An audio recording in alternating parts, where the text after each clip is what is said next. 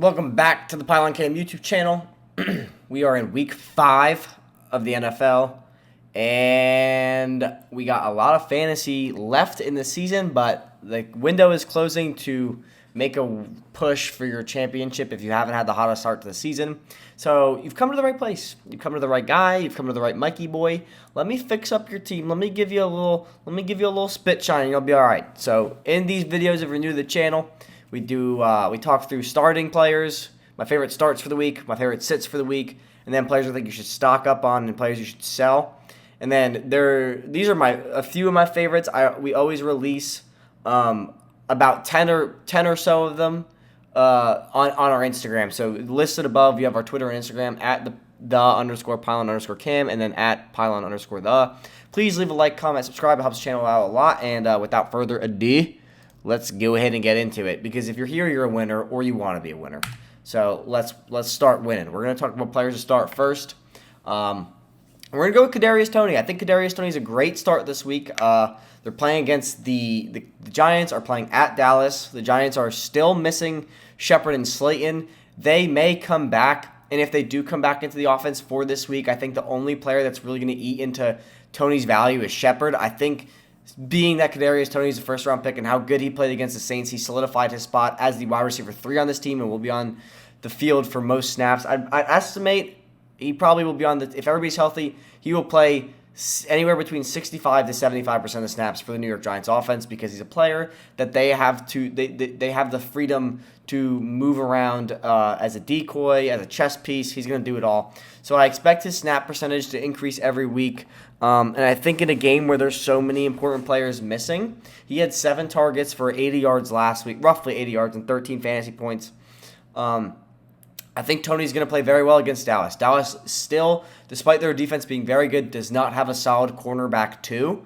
And that's who, if Shepard's playing or if Slayton's playing, Tony is going to see DB2 or DB3 coverage. I think he's going to have a very good chance to make plays. He's electric with the ball in his hands. So as long as they're targeting him and he's catching the ball, he will create a ton of yards after the catch. I think he's going to have a very good game this week. I think the Giants are going to keep this way closer than Vegas anticipates. I think Vegas has them as plus 7.5 or plus 7 as of today. And I think that Tony is going to have I think that this is going to be probably over 55 points combined in the game. I think Dallas is going to, always be competitive on offense, but I think the Giants' offense in the past two games we have to look at where they gave the ball to Daniel Jones and said, hey, run the offense, they've dropped 30 points. So I think the Giants are criminally slept on in this game. I think it's going to be way closer than you think. So I like Cadarius Tony this week. So let's talk about the next player. Next player I have on this list, Cordero Patterson. I think the common theme amongst the fantasy universe is that Cordero Patterson's production is unsustainable, and I kind of don't agree with that, because he is the entire focal point of this offense. Matt Ryan refuses to throw the ball more than 15 yards. Patterson, when I made the slideshow, was the RB2. He is now the RB5, I believe, or RB4. He is balling out in fantasy. I just saw a post. I don't know in what format it's in. I would believe PPR. He is playing 30 points above his projections. So against the Jets, I believe Patterson should keep up at this pace for at least one more week, at least another week. Derrick Henry had 150 yards on the ground against the Jets. Now that is Derrick Henry, so it's not the best example. But I don't think this Jets have very good run. They're not a good run-stopping team, and they're not a good pass-stopping team. So I think Patterson's production, he's going to probably have his usual 7-8 targets. He probably will have 7-8 catches because they're all little dump-offs from Matt Ryan. And Patterson has been insanely efficient with his yards after the catch. That's the appeal in Patterson. So I think he's a player that definitely stash him for one more week, and maybe after this. I gotta look at his upcoming matchups in Atlanta's schedule. But I don't see the reason to get rid of Patterson. And I know that because he's not the sexiest name, because he was a waiver wire pickup, people don't believe this is sustainable. And one of my best takes I've had all year, if we go back to the first week of fantasy, I think it was the second week of fantasy, so I'm not going to It's the first, second week. I did say this, so it's in one of the videos if you want to go back and look at it. Cordero Patterson will be the best waiver wire pickup of 2021, and he has been. If he doesn't produce for another 8 weeks, he will still remain the best waiver wire pickup of 2021. So I like Patterson. I don't see if I just looking at how Atlanta's offense operates, and I have this theory that Matt Ryan's hurt because he refuses to throw the ball over 15 yards. I think they're going to keep feeding Patterson. It's working. They're scoring points with what they're doing now. They may not be winning games, but that's more of the defense. But their offense is productive through Patterson, so why are you going to change anything? But let's talk about the next player I have on this list, and it is Zack Moss and Devin Singletary. So I think the Bills are going to beat the Patriots, the Chiefs this week. The Chiefs they rank 30th in rushing yards against, 31st in points allowed, 31st in yards against per game. I wanted to put Stephon Diggs on this list, but I kind of thought to myself, let's try to put players on these lists that people didn't draft in the first 3 rounds. So I went with Zack Moss and Devin Singletary. I think Devin Singletary is going to have a very good game on the ground, but I think that Moss is going to have a very efficient game, red zone game like he's had all season. I think he's the most efficient red zone running back in the NFL right now. So I like this matchup for them. I think the Chiefs are very vulnerable right now. I think that this is going to be a game where the Bills are just going to live in the red zone. The Chiefs can't stop anything. They couldn't stop a fly from getting to a pile of poop. So I think Zack Moss and Devin Singletary. I think Zack Moss is going to continue his span of touchdowns. I think he's probably going to have about 80 yards, 60 yards in the red zone on 15 carries. And we're seeing his passing volume increase, so might have some catches here and there. And I think Devin Singletary should have a season high of yards per carry this week against the Chiefs. The next player I think you should start is Jalen Waddle. Now, if you watch the podcast, Pylon Camp podcast, one of my predictions for this week is that Jalen Waddle is going to have Will Fuller is not playing this week. The Dolphins put Will Fuller on the IR, so it'll be him, Devontae Parker, and Mike Gesicki catching passes. I think that Jalen Waddle is going to have 100 yards and 2 touchdowns this week. That is my prediction: 100+ yards, 2 touchdowns. I don't know how many catches, but he's been seeing the team target percentage of 21.2%. So I think his volume, it's been flirting with 10 and 8 targets per game, and it kind of dipped back to 7 or 6 in week 4. I think it's going to go back up to 12 or 10 in that 12-10 range for this week. So I think in a bad secondary, the going into week 5, Tampa Bay ranks 32nd in passing yards allowed per game. I think Waddle should eat this game despite Jacoby Brissett not being the best quarterback in the NFL. Let's talk about the last player I think I have on this list, Jamison Crowder. Jamison Crowder has a very soft matchup this week against the Atlanta Falcons. Zach Wilson loves throwing Jamison Crowder the ball, apparently. In his debut, Crowder saw 9 targets for 61 yards and a touchdown.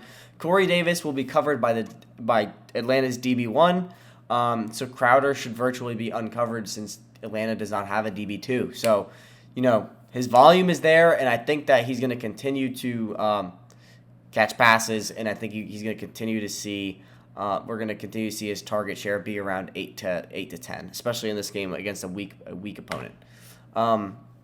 Let's talk about my players I think you should sit this week. These are just players that I think have very unfavorable matchups. So let's go through it. First player who's returning to this list, Terry McLaurin.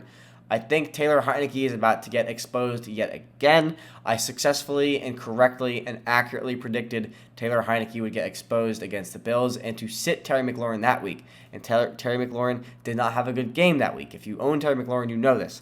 Marshall Lattimore is grading out as the best DB in football, and I do not trust Taylor Heinicke against this defense at all. The Saints are coming off a very crushing defeat where they got upset by the New York Giants. And I'm not sure if Marshall Lattimore is still grading out as the best cornerback after that game, but he's still top 3 at the very least.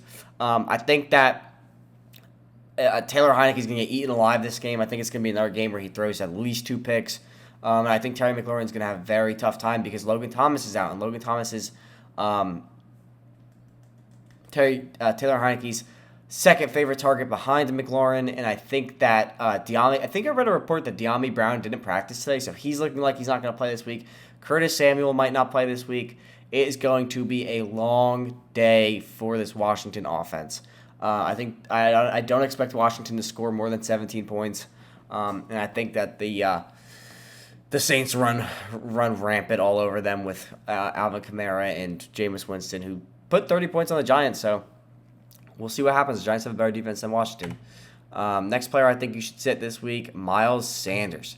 Carolina Panthers have the number 10 rushing defense in the NFL. Sanders has been very disappointing this season, and Gainwell is steadily eating into his volume.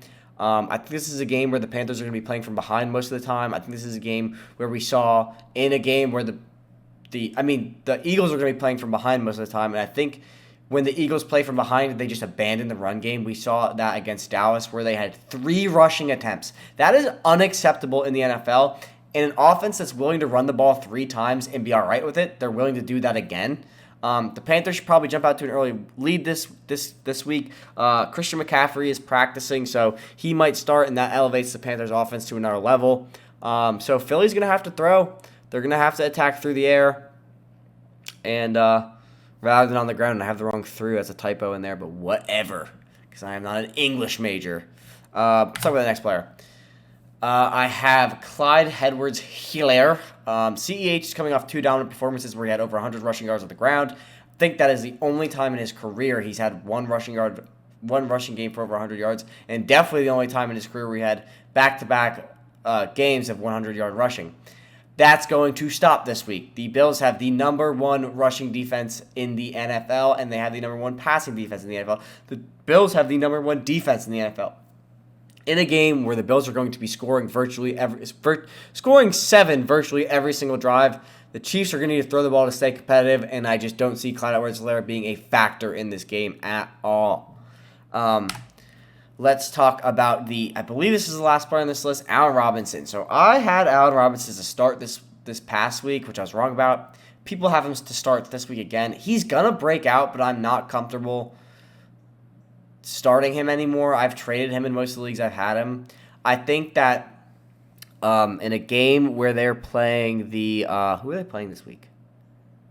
The Raiders. I think in a game where Justin Fields is going to be under a ton of duress under the Raiders pass rush, it's going to be very hard for him to hit Allen Robinson down the field or on the intermediate routes that Allen Robinson runs. The Bears have the worst passing offense in the NFL at 32nd. They have dethroned the Saints for the worst passing offense. I think also Justin Fields tends to throw the ball more to Darnell Mooney than Allen Robinson. So I think that trend is going to continue, especially with Mooney running some shallower routes and then the routes over the top. I think when you have Robinson deep and running intermediate routes, I just don't think that this is a recipe for success for Allen Robinson in Week 5. I hope I'm wrong because I really do like Allen Robinson and Justin Fields. This is the last player on this list. I have Juju Smith-Schuster. So the Broncos have the number 6 passing defense in the NFL. Big Ben is a carcass, and Juju has been playing the most snaps of any Steelers wide receiver, but majority of the targets have transitioned to Najee Harris or Deontay Johnson, not Deontay Harris. So I just think that Juju has been super unproductive with his volume and his snap percentage. I just don't see that changing. I think Big Ben is been really bad. He's been very bad for the first 4 weeks. I just don't see anything happening for Juju this week. He's been nothing but piss poor. And Big Ben has been nothing but piss poor. So it's a horrible recipe. It's not a recipe for success. But that's going to do it for the players I think that you should sit for this week. Let's talk about the players I think you should be stocking up on. They're on waivers or you should go out and trade for them. These are players to stock is really a combination of waiver wire pickups and trade targets. So let's see who I got for you winners this week. First player you could definitely get off of waivers, Randall Cobb, if you're in redraft formats. Randall Cobb, I'm going to ask you a question. I'm going to pause and I want you to think about it, and then I'll tell you the answer. Who's the number 2 wide receiver for the Green Bay Packers? I'll make it multiple choice. Is it A, Marcus Valdes-Scantling? Is it B, Randall Cobb? Is it C, Allen Lazard? Is it D, me?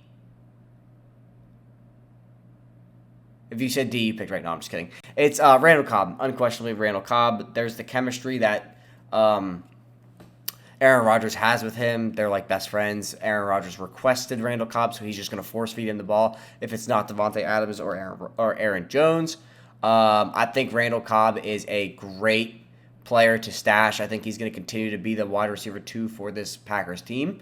And I think that his volume is just going to continue to increase. I think he's going to phase out. Marcus Valdes-Scantling is so inconsistent, and I think Allen Lazard is really a non-factor. I think the biggest threat to Cobb's production besides Devontae Adams is Aaron Jones. Anyway, let's talk about the next player on this list, Brandon Bolden. So, if you remember, anyway, Brandon Bolden. If you remember, the Patriots went on a warpath a few years back of cutting kickers. They are doing the same thing to their running backs. Damian Harris fumbled twice, is virtually a non-factor in the offense. Ramondre Stevenson, who had the best rookie campaign of any player almost any player in preseason, definitely the best rookie running back in preseason, fumbled once against Miami out of the offense. J.J. Taylor was supposed to replace James White, fumbled once out of the offense. Next up, Brandon Bolden. If he doesn't fumble, he will basically be James White for the rest of the season. He's someone you could definitely pick up off waivers and redraft leagues, along with Darnell. Pretty much all these guys you can pick up. The rest of these guys you can pick up off of waivers, except for probably Zack Moss.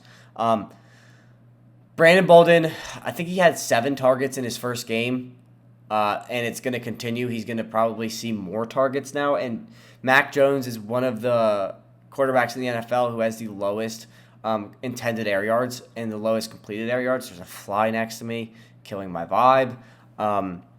I think Brandon Bolden is going to continue to see more targets and more catches. So if you're in PPR formats, I think Brandon Bolden is a good pickup, and he's probably a good flex start depending on what your team looks like. But I would sit him a week and see what's good to see how this offense goes into week 5. And then Darnell Mooney, I don't know if I'd start him this week, but I would definitely stock him. Someone's got to catch his passes for the Bears, and it seems to be Mooney more than anybody else. Komet is a non-factor, and Allen Robinson can't get anything going. So I like Mooney. I'd stock up on Mooney. I'd stock up on this next player, Zack Moss. Zack Moss is the most efficient red zone running back in the NFL at the moment. He has a very good matchup, like we said, to start him. Very good matchup this week against the Chiefs, who are horrible defensively in the red zone, and they're horrible offensively in the red zone, which I think is a little bit skewed because they score so often outside of the red zone that doesn't really matter. But next player, along with the start, Cadarius Tony. We've already talked about him. I think he's going to completely phase into this offense and might become the wide receiver 2, depending if Daniel Jones leans away from Sterling Shepard. I don't see that happening, but Cadarius Tony is a player where the ball just needs to get into his hands, and he will do the rest. He's also a very good deep threat. The Giants haven't used him like that yet, but I think it's coming. They're using him on intermediate routes and shallow routes, and he's amazing at generating yards after the catch. Last on this list, Hunter Renfro. I love Hunter Renfro. I think in the Raiders' offense, he's a very, very, very solid fit. And I think he's going to continue to be a solid fit in that offense. He's there when they need a big play. If they need a target in the red zone that's not Darren Waller, they go to Hunter Renfro before Henry Ruggs or Bryan Edwards. So I like Hunter Renfro. I think he's averaging like 12 fantasy points in the season, and just continues to ball out. So I like Hunter Renfro. I think he's a very good flex option. He's definitely a good flex option this week against the Bears. Let's talk about players I think you should sell. These are players whose value, in my opinion, is only going to decline, or you could just cut them off of your team. Let's get into it. First player on this team, Devin Singletary. Like we talked about, Devin Singletary is going to have a good week this week, so you're going to want to sell him after this week. I think Devin Singletary, his value is going to continue to decline. His yard per carry are abysmal, and he doesn't really score touchdowns. So all of his volume is in the pass-catching game, but we're seeing Zack Moss become more involved in the pass-catching game, which is worse for Devin Singletary. Don't like Devin Singletary after this week. I think he's going to have a great week. His value's going to go up, and it's going to go back to normal, so sell him after this week. Clyde Edwards-Hilaire is in a similar situation. I think that with how bad this Chiefs defense is, they're going to have to continue to move Hilaire, not use Hilaire as much because they're going to have to be throwing the ball. So unless they're throwing the ball to Hilaire, which they have not done through the past 4 weeks, go ahead and sell him. He has value coming off of 2 very good games where he had 15 and then 19 points in PPR formats. I would sell Hilaire. I don't see any value in him going unless the Chiefs fix their defense. Then I would keep Hilaire. Tyson Williams. I think that this is a very interesting player because this is a player that was like supposed to replace Gus Edwards, was the most efficient running back the Ravens had, and then all of a sudden, boom, healthy scratch. Latavius Murray is now the guy. So I don't know what the Ravens are doing with him. You could stash him, but I think the longer you wait to move him, the worse and you're not going to get anything for him. So This is definitely your last week to sell Tyson Williams because he's not playing this week, I don't think. So, not sure what to make of Tyson Williams. Damian Harris, another great sell target because he is just completely having his role in the offense regressed and regressed and regressed. And if he fumbles again, he's done. Absolutely done. He still has value. You definitely could keep him for at least another week, but I would put it on your radar. I might be premature on this one, but I would put it on your radar to look to sell Damian Harris if he has another bad week. Another player on this list, Kyle Pitts. Kyle Pitts is, if you are a dynasty player, completely disregard this one. If you are a redraft player, sell Kyle Pitts because he's still a sexy name. People are still infatuated with him, but he is just, this offense is not tailor-made for him under Matt Ryan. It's tailor-made for Cordero Patterson. Even Calvin Ridley is not having a good season, and it's nothing to do with Kyle Pitts or Calvin Ridley's talent. It's having to do with Matt Ryan being horrified to throw the ball. So for that reason, I'm out on Kyle Pitts. He's the tight end 15, I think, tight end 15, 16. He's putting up, like, I think his stat line was like 2, 4, 12, and then like 8 the past few weeks. So, or maybe like 2, 12, 8, 4 the past few weeks. So I'm off Kyle Pitts. You could get Mike Gesicki, you could get Dawson Knox, you could get Max Williams, CJ Uzama off of waivers who are putting up more points than Kyle Pitts is. I would trade him for something. I would try to do a 1-for-1 for Javonte Williams if you could do it. And then the last player I have on this list, Alvin Kamara. Alvin Kamara was on this list week 2. Then he bounced back. But now I just think his role is so different in this offense that he's not the Alvin Kamara we know and love. He's not the Alvin Kamara that's a 3rd overall pick. He is just Alvin Kamara who is being held captive by Jameis Winston. I think that there's no harm in keeping Kamara, but I'm worried that his value is going to continue to deteriorate down the stretch. I've gotten some texts about people I know offering me Alvin Kamara in a few leagues I'm in. So there definitely is people who are way less into fantasy than I am are now getting scared about Alvin Kamara. Definitely keep Alvin Kamara on your radar to sell. I would personally keep him another week, just see what he does against Washington. And if he has another dud game, I'd get rid of him because his value is going to continue to decline. He's not seeing as many targets as he did with Drew Brees, which I kind of anticipated, but I didn't expect him to see this little of targets. But anyway, guys, that is going to do it for this video. Thank you for tuning in. I hope you enjoyed. I hope if you are someone who has consistently watched this channel, I hope I'm someone that I've given you good advice, and I hope you are winning your fantasy leagues, or at least turning your teams around if you were doing bad. But thank you for watching. Please like, comment, subscribe. If you think I'm an idiot and you disagree with everything I said, dislike, comment, still subscribe because I'll make the changes just for you because I want you to be a winner and I want to be a winner. I am a winner. I'm just kidding. But anyways, thanks for watching. I'll catch you in the next video. Peace!